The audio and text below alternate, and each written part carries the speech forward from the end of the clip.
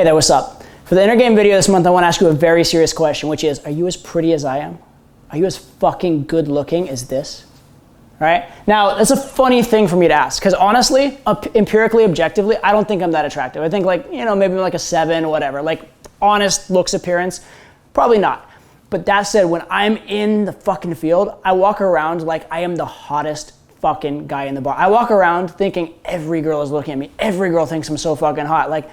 Look at this fucking this hairstyle. Look at these eyes, these fucking piercing blue-green eyes. Holy shit. Every girl fucking wants that, right? What girl doesn't want that shit? And then these abs, oh my God. Even though I don't really even have full-on abs, right? But that's what I'm thinking when I'm in field. I'm fucking narcissistic, right? I was talking to some of my assistants who do really, really well, and they're the same way. In fact, even maybe more so about their appearance than I am, right? They're in the gym, they're cutting, and it really they looked good before, they look a little better now, but the thing is, they walk around with that swagger. They walk around with that fucking narcissism. They're like, yeah, I'm fucking hot. Yeah, that's right, girl, you want this. You fucking want it, right?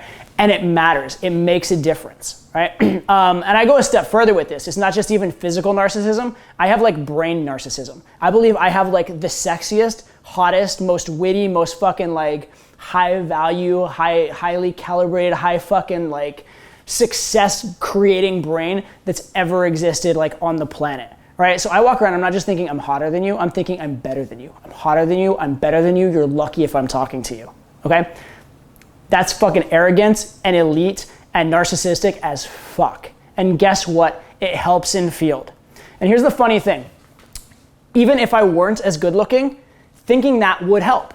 If I was obese as fuck and I walked around thinking haha, yeah, you want this belly, don't you, girl? Right? It would actually still help. Whereas the opposite assumption that I'm pretty phenomenally ugly, even if it's true, there's no way it can help me. Okay? So the guys who are best at game, what do? They walk around looking for every possible positive signal. Every single girl that looks at them, they're thinking, damn, she liked me. Oh, damn, she was checking me out, right? Every single positive reinforcement, they're looking for it. It's feeding into their ego, it's feeding into their arrogance. Every single time they say something witty, they think they're the wittiest person on the planet. Every single time a girl looks at them, even if it was some fat girl they wouldn't even go with, yeah, she wants it, right?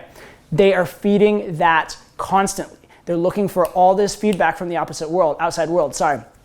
Guys who are bad at game, guys who have inner game issues, they're seeing the opposite. Every single time a girl looks at them, they're like, oh shit, is my hair wrong? Do I look funny? Do I look weird? Oh, she's judging me, right? So the interpretation you have in the world, the way you're looking at reality, the way you're taking in the information makes such a big difference. And you want to be ridiculously, stupidly arrogant, okay? Irrationally.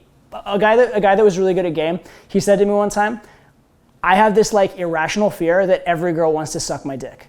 To the point where I walk around a corner and I'm a little scared that they're gonna ambush me with a net, hold me down and suck it in turns, right? Now that's fucking ridiculous. That would never happen. And he wasn't even that good looking of a guy, right? But the fact that he has that mentality, how does that affect everything in his set, right? Instead of having this frame of, oh, I hope I'm good enough for the girl, I hope I impress the girl, he automatically, without thinking it, without trying hard, without doing a pickup technique, is thinking, this girl's probably not worthy of me. This girl's lucky to be with me. If this girl doesn't work out with her, there's 10 others in line.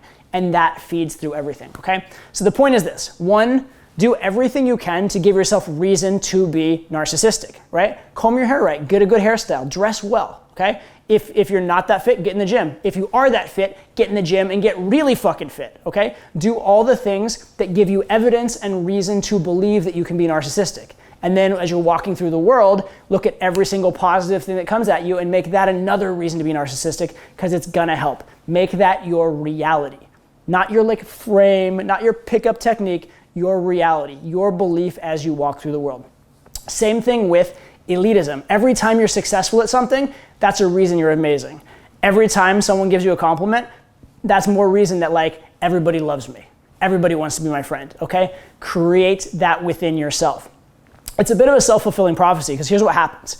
Whenever you have a victory in life, whenever you have a win in life, your body hormonally changes to give you more wins, okay? It's something called the winner effect.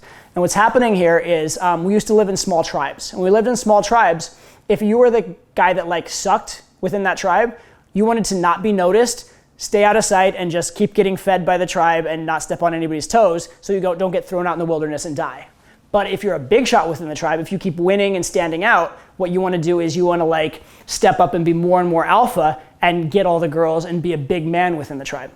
And so what happens is every time you have a win, your body fills you with more testosterone and more alpha male hormones and gives you more encouragement to take risks. So you keep stepping up. Conversely, every single time you fail, every single time you lose, your body's getting flooded with beta, safe, like don't take a risk hormones, and it's enforcing that. So the more often you're giving yourself these wins, the more often you're giving yourself a reason to be narcissistic, a reason to feel elite, and also the more often you're taking cues from the world that allow you to feel those ways, the better it's going to help you. You're creating this positive momentum. You're creating this like sort of ecosystem of emotions, an ecosystem of beliefs that can only help you, okay? And the funny thing is, even if you're wrong at first, creating that positive cycle is going to make you right eventually. So even if you're wrong, you're still right as long as you believe it and keep doing it long enough.